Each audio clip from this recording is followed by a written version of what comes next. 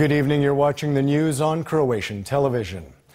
After the Dobra River burst its banks during this weekend's torrential rains, Army personnel, members of the Croatian Mountain Rescue Service, and local police are closely monitoring the situation in Ogulin. With more rain in the forecast, the danger of new flooding persists. There was water a meter high inside the house. The kitchen, the beds, couch, everything was soaked.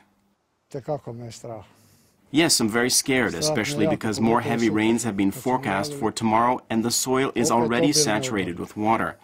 The soil will not be able to take in that much water. Meanwhile, following last week's flooding in Zadar, local officials today agreed to not declare a state of natural disaster as had been expected. They opted instead to wait until the end of the week, given the forecast calling for another round of heavy rain tomorrow, and also to give locals more time to report damages. We cannot pull ourselves out of this situation alone. The damage is far, far greater than what it seemed initially. Just in these talks with our mayors and municipal heads, the damages are already in excess of 135 million euro. We have to, before the next tourist season, repair all the damaged roads in the county, as well as bridges, of which more than 20 were destroyed. Croatia's Navy is celebrating its 26th anniversary. The date pays tribute to the historic battle on September 18, 887, when the Croatian fleet under Prince Branimir defeated the Venetian fleet off the shores of Makarska. Speaking at today's ceremony, the President and Defense Minister vowed to continue strengthening Croatia's defenses at sea. Our rich history, from Croatian princes and kings up to the Republic of Ragusa, shows us how Croatian maritime interests were defended. And the defense of the Adriatic, our islands, and Dalmatian cities, Zadar, Šibenik, Split, and Dubrovnik during the Homeland War, once again confirmed the decisiveness of the Croatian people on the path to freedom.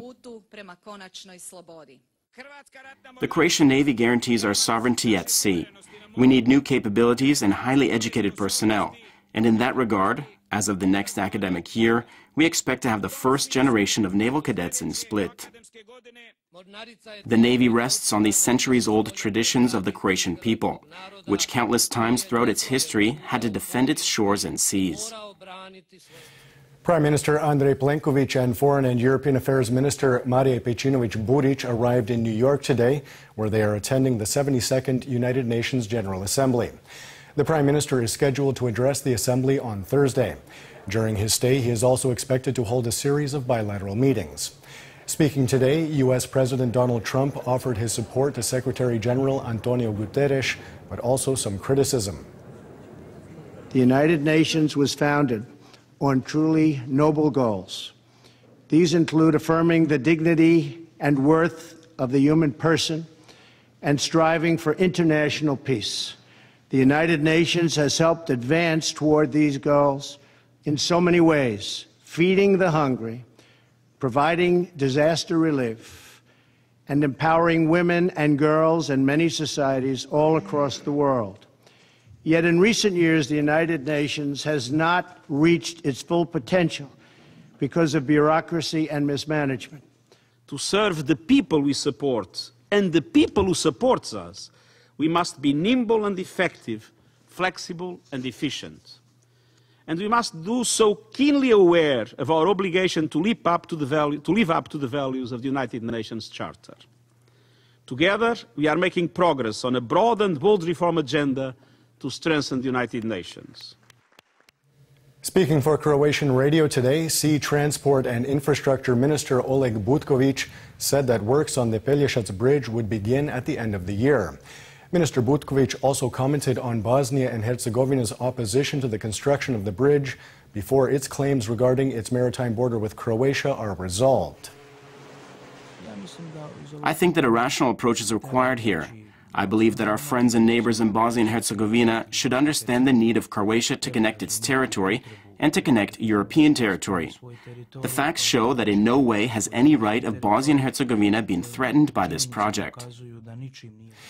Finance Minister Zdravko Marić announced that the new law on the financing of units of local government should take effect as of January 1st, 2018. The minister said the new law will make the distribution of revenues from income tax fairer and simpler, while at the same time decentralizing the finance system.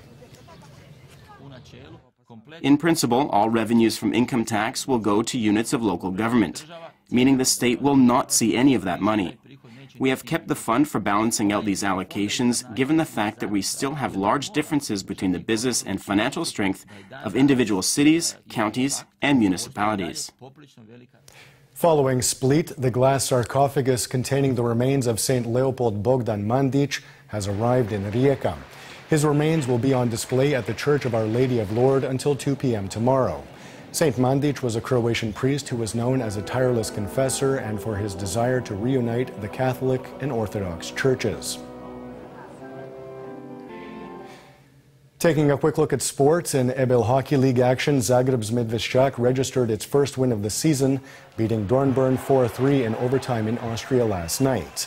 In their next game, the Bears will host Graz on Friday. After 4 rounds of play, Zagreb has 3 wins and 1 loss and is currently last in the 12-team league.